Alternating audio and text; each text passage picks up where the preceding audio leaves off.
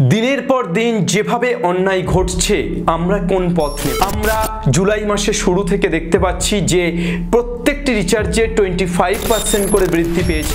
কেন রিচার্জের দামটা বৃদ্ধি হলো? তো এখন বিএসএনএলটাকে কিন্তু ব্যবহার করছে মানুষ, বিএসএনএল দিকে ধাবমান হচ্ছে এবং এর রিচার্জের ভ্যালুটাও অত্যন্ত কম। আমি একদম এক্স্যাক্টলি তোমাদেরকে সলিউশন দেব যে কোনটা করা উচিত, যে কেন রিচার্জের দামগুলো বাড়ছে এবং কোথায় কোথায় তার এফেক্ট পড়ছে।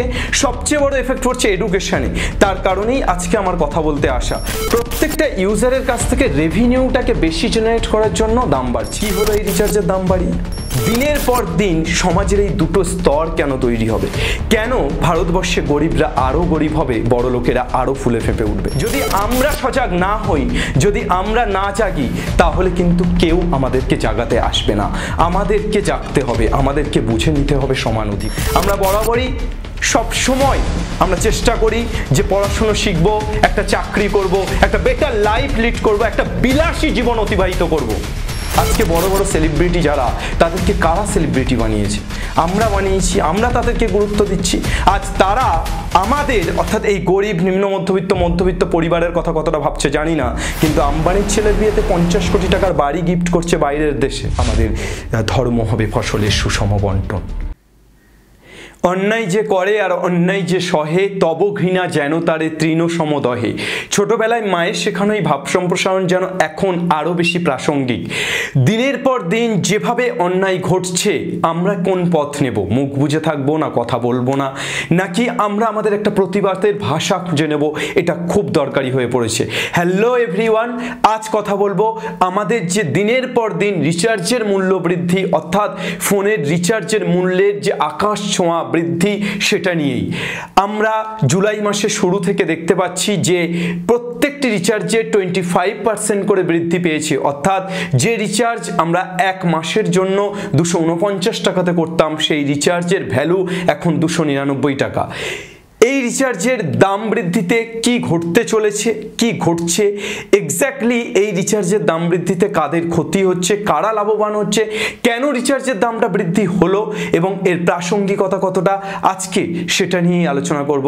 সো কাম অন এভরিওয়ান, একদম শুরুতে চলে আসি। আমরা যেটা নিয়ে কথা বলবো সেটা হচ্ছে যে রিচার্জের দাম আমাদের যে সিমগুলো, যেগুলো আমরা খুব ভালোভাবে ব্যবহার করে থাকি আমাদের দৈনন্দিন জীবনে, সেগুলো কতটা কোনটা বেড়েছে।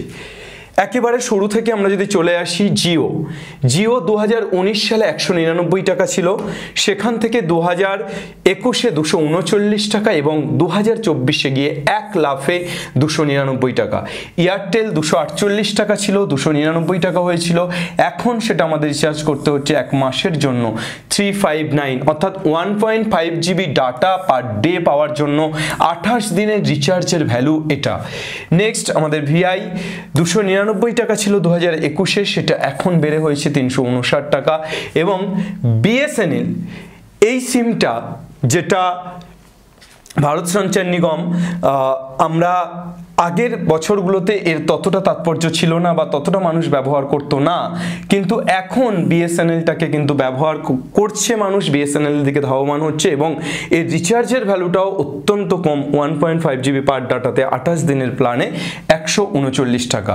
আমি একদম এক্স্যাক্টলি তোমাদেরকে সলিউশন দেব যে কোনটা করা উচিত, বিএসএনএল নাকি কোন সিমগুলো ব্যবহার করা উচিত, বা এই মুহূর্তে তোমাদের কোন দিকে যাওয়া উচিত, সেটা নিয়ে ফাইনাল সলিউশন দেব, কিন্তু সেটা শেষে দেব। আমি প্রথমে একটা অ্যানালাইসিস করলাম যে আমাদের রিচার্জের দামগুলো এভাবে বাড়ছে। এবার আমি আসি যে কেন রিচার্জের দামগুলো বাড়ছে। কেন বাড়ছে?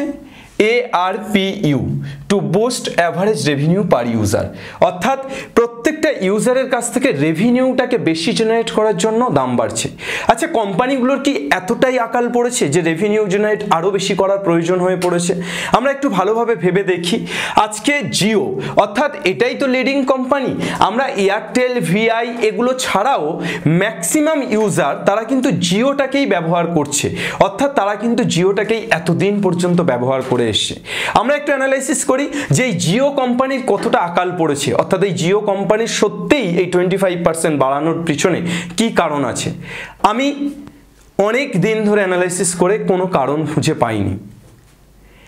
একটা জিও কোম্পানি যে পরিবার জিও কোম্পানিটাকে চালায়, আম্বানি পরিবার, তাদের পরিবারের একটা বিয়ের অনুষ্ঠান সারা বছর ধরে হচ্ছে, তাতে দিনের পর দিন নিত্য নতুন গেস্ট, তাদেরকে প্রচুর প্রচুর টাকা দিয়ে বাইরে থেকে আনা হচ্ছে এবং টাকা ওড়ানো হচ্ছে রীতিমতো, সোনার পোশাক পরছে তারা। আমি জানি না তাদের কিসের আকাল পড়ছে বা দেশের জনগণের কাছ থেকে হঠাৎ করে এই রিচার্জের দামটা এতটা বাড়ানোর পিছনে কি কারণ আছে। জিও প্রথম যখন মার্কেটে লঞ্চ করা হয়েছিল, জিও ফ্রিতে লঞ্চ করা হয়েছিল যাতে প্রত্যেকটা ইউজার জিওর সাথে কমফোর্টেবল হয়ে যায়। যখনই প্রত্যেকটা ইউজার জিওর সাথে কমফোর্টেবল হয়ে গেছে, তখনই এই কোম্পানি তাদের পলিসি চেঞ্জ করে দিনের পর দিন তারা কিন্তু দাম বৃদ্ধি করে চলেছে এবং এর ফল ভোগ করছে কারা? আমি, আমরা, আপনাদের মতো সাধারণ মানুষেরা যারা নিম্ন মধ্যবিত্ত খেটে খায়। এবং কোথায় কোথায় তার এফেক্ট পড়ছে? সবচেয়ে বড় এফেক্ট পড়ছে এডুকেশানে। তার কারণেই আজকে আমার কথা বলতে আসা, তার কারণ আমি এডুকেশান নিয়ে কাজ করি, এডুকেশান পড়াই বাচ্চাদেরকে অনলাইনে। এই মুহূর্তে স্কুল এডুকেশনের যে অবস্থা, তাতে করে আমার মনে হয় অনলাইনে এই শিক্ষাটা প্রত্যেকটি টিচার যে ছড়িয়ে দিচ্ছে, তাতে স্টুডেন্টরা অনেক বেশি উপকার হচ্ছে। কিন্তু কতটা তাদের কাছে পৌঁছতে পারবে এই উপকার, কতটা তারা সাবলীল হবে এই উপকার পেতে, এটা নিয়েই আমাদের আলোচনা এরপরে রাখবো। চলো আমরা একটু অ্যানালাইসিস করি যে এর ফলে, এই রিচার্জের দাম বৃদ্ধির ফলে কি কি চলছে, কি কি ঘটছে। এই রিচার্জের দাম বৃদ্ধির ফলে সাধারণ এবং গরিব, নিম্ন মধ্যবিত্ত পরিবার উপরে দুটো ফল বেসিক্যালি দেখা যাচ্ছে। তার মধ্যে একটা এডুকেশন এবং আর একটা হচ্ছে ফোন কল অথবা এন্টারটেনমেন্ট। আমি ফোন কল অথবা এন্টারটেনমেন্টটাকে পাশে সরিয়ে রাখছি, এডুকেশনে কি প্রভাব পড়ছে সেটা বলছি। এই মুহূর্তে ওয়েস্ট বেঙ্গলে, আমি বাংলাতে কথা বলছি, বাংলাতে পড়াচ্ছি, তাই ওয়েস্ট বেঙ্গল নিয়ে অ্যানালাইসিস করছি। ওয়েস্ট বেঙ্গল নিয়ে আমি যদি আলোচনা করি, ওয়েস্ট বেঙ্গলে এই মুহূর্তে নিম্ন মধ্যবিত্ত এবং গরিব পরিবারের সন্তান, ছেলে ও মেয়ে যারা সায়েন্স নিয়ে পড়ছে বা যারা পড়াশুনো করতে আগ্রহী, তারা অনলাইন এডুকেশনটাকে রীতিমতো আঁকড়ে ধরছে এবং বিশেষত আমি দেখেছি প্রান্তিক অঞ্চলের ছেলেমেয়েরা এটাকে বেশি অ্যাকসেপ্ট করছে। অনলাইন এডুকেশন কেন হয়? তার কারণ তারা স্কুলে সেই মতো পড়াশুনো পাচ্ছে না, সেই মতো গাইডেন্স পাচ্ছে না, স্কুল টিচাররা সেভাবে গাইডেন্স তাদের দিচ্ছে না। তারপর তারা বাড়িতে ফিরে এসে প্রপার প্রাইভেট টিউশন অফলাইন পাচ্ছে না, অথবা যদিও পায় তারপরও তাদেরকে সেই ফিস বেয়ার করে তাদের পড়াশুনো করা সম্ভব হয়ে উঠছে না। সেই জায়গায় ইউটিউব অনলাইন প্ল্যাটফর্ম ফ্রিতে যখন এডুকেশন প্রোভাইড করছে বা খুব কম মূল্যে বা বিনামূল্যে প্রোভাইড করছে, তখন কিন্তু অনেক ছেলে মেয়ে, বিশেষত প্রান্তিক এলাকার ছেলেমেয়েরা করোনা পরবর্তী সময়ে ইউটিউব বা অনলাইন এডুকেশনের দিকে ধাবমান হচ্ছে এবং তারা এই রিচার্জটা করে, 1 মাসের 28 দিনের যে রিচার্জটা, সেটা করে তারা পড়াশুনো করছিল। কি হলো এই রিচার্জের দাম বাড়িয়ে? এমন অনেক পরিবার আছে যারা এটাতে সম্ভব হবে না এই রিচার্জ প্ল্যানটা অ্যাকসেপ্ট করতে বা এতটা দাম দিয়ে রিচার্জ করতে। হয়তোবা তারা একদিনের খাওয়া বন্ধ করে রিচার্জ করবে, হয়তোবা তারা দুবেলা না খেয়ে রিচার্জটা করবে, সেই খাওয়াটার টাকাটা জমিয়ে রিচার্জ করবে। কিন্তু এইটা কেন হবে? দিনের পর দিন সমাজের এই দুটো স্তর কেন তৈরি হবে? কেন ভারতবর্ষে গরিবরা আরও গরিব হবে, বড় লোকেরা আরও ফুলে ফেঁপে উঠবে? আমাদের মনে হয় ভাবা উচিত, প্রশ্ন করা উচিত এবং আমাদের মনে হয় প্রতিবাদ করা উচিত, নিজের মতো করে প্রতিবাদ করা উচিত। প্রতিবাদ যে সবসময় রাস্তায় নেমে করতে হবে এমনটা একেবারেই নয়। 4 দেওয়ালের মধ্যে থেকেও কিন্তু প্রতিবাদ করা যায়। আমাদেরকে খুঁজে নিতে হবে সেই প্রতিবাদের ভাষা। আমরা যারা নিম্ন মধ্যবিত্ত গরিব পরিবারে জন্মেছি, হ্যাঁ আমি নিজেকেও পরিচয় দিচ্ছি, তার কারণ আমিও সেই জায়গা থেকে উঠে আসছি। যদি আমরা সজাগ না হই, যদি আমরা না জাগি, তাহলে কিন্তু কেউ আমাদেরকে জাগাতে আসবে না। আমাদেরকে জাগতে হবে, আমাদেরকে বুঝে নিতে হবে সমান অধিকার। আজকে এডুকেশনের উপর বাংলার ছেলেমেয়েরা যে পড়াশুনো করছে, অনলাইন এডুকেশনকে আঁকড়ে ধরে পড়াশুনো করছে, সেখানে এই রিচার্জের দাম বৃদ্ধি আমার মনে হয় ভয়ঙ্কর ক্ষতি করছে বাংলার প্রত্যেকটা ছেলে মেয়েকে, ভয়ঙ্কর ক্ষতির সম্মুখীন করতে চলেছে তাদেরকে। তার কারণ তারা যে এডুকেশনটা যে রিচার্জ ভ্যালুতে পেত, সেটা এখন আর পাবে না। তারা সেই টাকা রিচার্জ করতে পারবে না, তাদেরকে আরও বেশি টাকা দিয়ে রিচার্জ করতে হবে। এটা আমার মনে হচ্ছে অত্যন্ত ডিফিকাল্ট, এটা নিয়ে কথা বলা দরকার এবং বাংলার ছেলেমেয়েরা যে সলিউশনটা খুঁজছে, সেই সলিউশনটা আমার মতো করে, আমি যেটা বুঝছি যে কী সলিউশন হতে পারে, সেটা আমার মতো করে বোধহয় দেওয়া দরকার। নেক্সট আমরা চলে আসি এন্টারটেনমেন্ট এবং ফোন কল পারপাস সেটা তো আছেই, সেই জায়গায়ও নিম্ন মধ্যবিত্ত ঘরের ছেলেমেয়েরা বা অভিভাবিকারা যারা জাস্ট ফোনটাকে, বাড়িতে একটা টিভি নেই বড়, ফোনটাকে ব্যবহার করেন, যেহেতু ফোনটা ফোন কলের মাধ্যমে ব্যবহার করা যায় এবং তার সাথে ইউটিউব বা অন্যান্য সেক্টরগুলোতে তারা এন্টারটেনমেন্ট পারপাস ব্যবহার করে, তাদের ক্ষেত্রেও কিন্তু এই রিচার্জ করাটা দিনের পর দিন অত্যন্ত চাপের হয়ে যাচ্ছে, অত্যন্ত সমস্যার হয়ে যাচ্ছে। আমরা খুঁজি একটু সলিউশন, যে সলিউশন কি হতে পারে। এক্স্যাক্টলি এর প্রপার সলিউশন তো পাওয়া সম্ভব নয়। আমি মনে করি বিএসএনএল একটা বেস্ট অল্টারনেটিভ হতে পারে, অর্থাৎ এই যে জিও, এয়ারটেল, ভিআই এদের থেকে বিএসএনএল বোধ হয় এখনও পর্যন্ত একটা বেটার অল্টারনেটিভ। বিএসএনএল এর রিচার্জ ভ্যালুটা অনেক কম, তোমাকে এক মাসে রিচার্জ করতে গেলে অনেক কম টাকা খরচ করতে হচ্ছে, কিন্তু এখানে সমস্যাও আছে। সমস্যা কি আছে? বিএসএনএল এর সমস্যা যেটা আছে সেটা হচ্ছে যে বিএসএনএল এ কিন্তু সব জায়গায় ঠিকঠাক নেটওয়ার্ক পাওয়া যায় না। প্রত্যন্ত বা গ্রামীণ অঞ্চলগুলোতে বিশেষত দেখতে গেলে সেখানে নেটওয়ার্ক কিন্তু বিএসএনএল এর ভালো নেই। সুতরাং এটা আমি আশা করি ইন ফিউচার, অর্থাৎ খুব তাড়াতাড়ি ভবিষ্যতে বিএসএনএলটা সব জায়গায় ইন্টারনেট পরিষেবা ভালো দেবে, সব জায়গায় ভালো কাজ করবে। এবং এটা আশাবাদী হওয়ার আরও একটা কারণ, রিসেন্ট টাইমে আমি জাস্ট শোনা কথা, এবং এটা একেবারেই যে সত্য এটা বলছি না, কিন্তু রিসেন্ট টাইমে একটা খবর আসছে যে টাটা বিএসএনএল এর সাথে কোলাবোরেট করছে, টাটা ইন্ডাস্ট্রি বিএসএনএল এর সাথে, টিসিএস বিএসএনএল এর সাথে কোলাবোরেট করছে এবং গ্রামীণ এলাকাগুলোতে বিএসএনএল এর টাওয়ার ডিস্ট্রিবিউশনের কাজ পরবর্তীতে টিসিএস অর্থাৎ টাটা করতে চলেছে।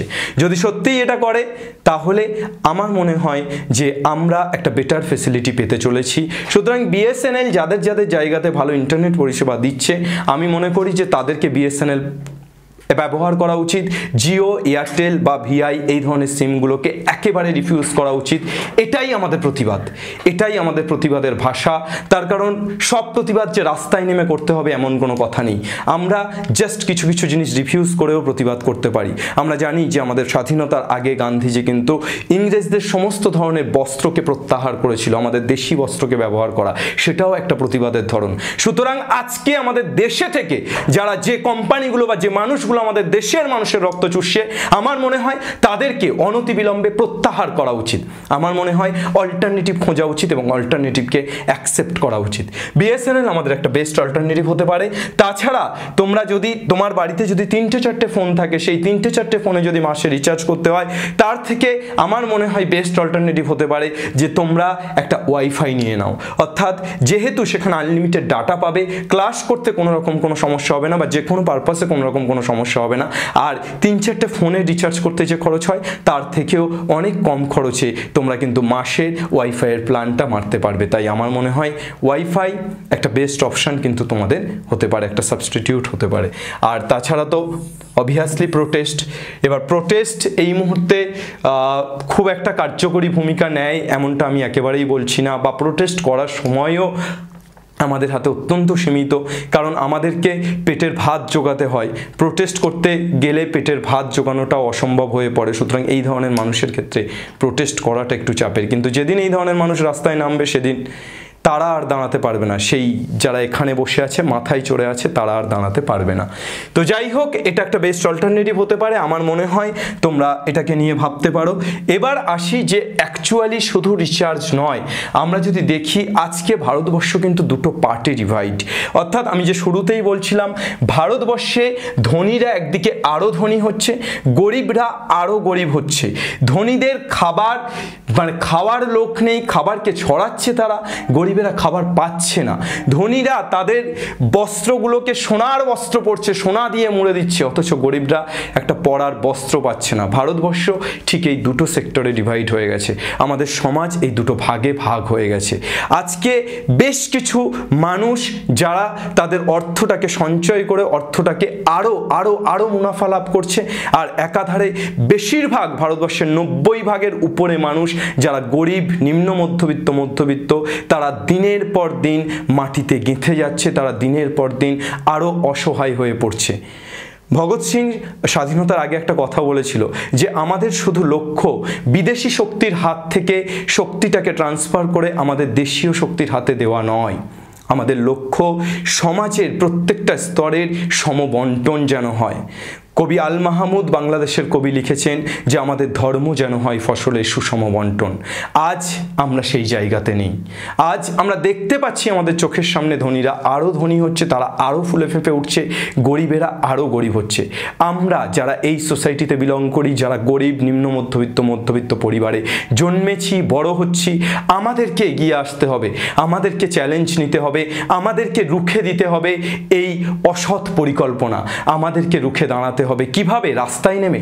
না, একেবারেই নয়। তোমরা সামান্য একটা কথা ভাবো, যে জিও এত টাকা দাম করেছে, রিচার্জের এত দাম বাড়িয়েছে, আজকে আমরা সেই জিও রিচার্জ করে সেই জিও কোম্পানির ছেলের বিয়ে দেখছি বাড়িতে, ইউটিউবে, ফেসবুকে আমরা তার বিয়ের কি হচ্ছে, কি নাচ গান হচ্ছে, কত সেলিব্রিটি আসছে, সেগুলো দেখছি। আজকে বড় বড় সেলিব্রিটি যারা, তাদেরকে কারা সেলিব্রিটি বানিয়েছে? আমরা বানিয়েছি, আমরা তাদেরকে গুরুত্ব দিচ্ছি। আজ তারা আমাদের, অর্থাৎ এই গরিব নিম্ন মধ্যবিত্ত পরিবারের কথা কতটা ভাবছে জানি না, কিন্তু আম্বানির ছেলের বিয়েতে 50 কোটি টাকার বাড়ি গিফট করছে বাইরের দেশে। হ্যাঁ, এই প্রথাগত সেলিব্রিটিদের কথা বলছি। আম্বানির বিয়েতে হেলিকপ্টার গিফট করছে। ইয়েস, এটাই আমাদের দেশের এই মুহূর্তের বর্তমান অবস্থা। এবং আমার মনে হয় যে আমাদেরকে সচেতন হতে হবে, আমার মনে হয় আমাদেরকে প্রত্যাহার করতে হবে। আমি বারবার বলছি, প্রতিবাদ রাস্তায় নেমে নয়, কিন্তু প্রতিবাদ তুমি এভাবে করো যে তুমি তাদের কোনো ভিডিও দেখবে না, তুমি জাস্ট তোমার কাজ করবে। আমরা আমাদের ইউটিউবটাকে চালিয়ে পড়াশুনো করব, আমরা আমাদের ইউটিউবটাকে চালিয়ে আমাদের নিজস্ব কার্যগুলো সম্পাদন করব। এবং যারা যারা এই ধরনের অসৎ পরিকল্পনা করছে, যারা যারা আমাদেরকে মেরে, আমাদেরকে আরো দমিয়ে ফুলে ফেঁপে উঠছে, তাদেরকে প্রত্যাহার করব। এটাই আমাদের প্রতিবাদ হওয়া উচিত এবং এটাই আমাদেরকে করতে হবে আগামীতে। এবং আমাদেরকে নিজেদেরকে আরো পরিশ্রম করতে হবে, নিজেদেরকে আরো খাটতে হবে, আরো খাটাতে হবে, লড়াই করতে হবে এবং আমাদেরকে উঠে দাঁড়াতে হবে। হ্যাঁ, উঠে দাঁড়ানোর পর কিন্তু আমাদেরকে এখানে থেকে যেতে হবে।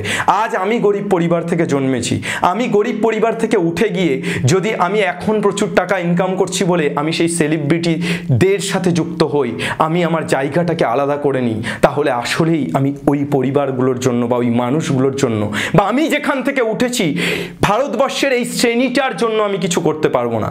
আমরা বরাবরই সব সময় আমরা চেষ্টা করি যে পড়াশুনো শিখব, একটা চাকরি করব, একটা বেটার লাইফ লিড করব, একটা বিলাসী জীবন অতিবাহিত করব। আমার মনে হয় ভাবনাটাকে চেঞ্জ করার প্রয়োজন হয়ে পড়েছে। আমার মনে হয় আমরা যারা গরিব মধ্যবিত্ত নিম্ন মধ্যবিত্ত পরিবার থেকে বেড়ে উঠি, আমাদেরকে ভাবতে হবে না আমি পড়াশুনো শিখে অবশ্যই চাকরি করব, আমি পড়াশুনো শিখে অবশ্যই বড় বিজনেস করব, আমি পড়াশুনো শিখে অবশ্যই অনেক টাকা ইনকাম করব। কিন্তু আমার উদ্দেশ্য কখনো এটা যেন না হয় যে আমি পড়াশুনো শিখে তারপর টাকা ইনকাম করে বিলাসিতা হব, আমি পড়াশুনো শিখে তারপর টাকা ইনকাম করে বিলাসিতার দরে ভিড়ে যাব, এটা যেন না হয়। আজকে শাহরুখ খান মুম্বাইয়ে গেছিল 20 টাকা নিয়ে, সেই শাহরুখ খান কিন্তু আজকে সেলিব্রিটিদের দলে হয়ে আম্বানির ছেলের বিয়েতে 50 কোটি টাকার বাড়ি গিফট করছে বিদেশে। আমরা যেন এমন সেলিব্রিটি না হই, একেবারে চোখে চোখ রেখে আমরা যেন এমন মানুষ না হই। আমাদেরকে ভাবতে হবে, আমাদেরকে আমাদের নিচের, আমাদের যারা যেখান থেকে আমরা উঠছি, আমাদের ভিত্তি, সেটাকে বুঝতে হবে এবং তাদের সাথে থাকতে হবে। আমি চাই আগামীতে আমরা তেমন মানুষ হই। আগামীতে আমাদের নেক্সট জেনারেশন, তোমরা যারা পড়াশুনো করছো, তারা পড়াশুনো করে শুধু শিক্ষিত নয়, সুশিক্ষিত হও, তারা পড়াশুনো করে সৎ হও, অনেস্ট হও এবং তাদের কাজটাকে খুব সততার সাথে করো। সাথে সাথে তারা তাদের সমাজ যে জায়গা থেকে উঠেছে, যে মূল ভিত্তি, সেটাকে ভুলে না যাক। তাহলেই আসলে বোধহয় আমাদের এই দুটো ভারতবর্ষের যে দুটো চিত্র, এই চিত্র দুটোকে মিলিয়ে দেওয়া যাবে। ভারতবর্ষের দুটো আলাদা চিত্র হবে না। আল মাহমুদের কথা সত্য হবে, আমাদের ধর্ম হবে ফসলের সুষম বন্টন। Thank you everyone.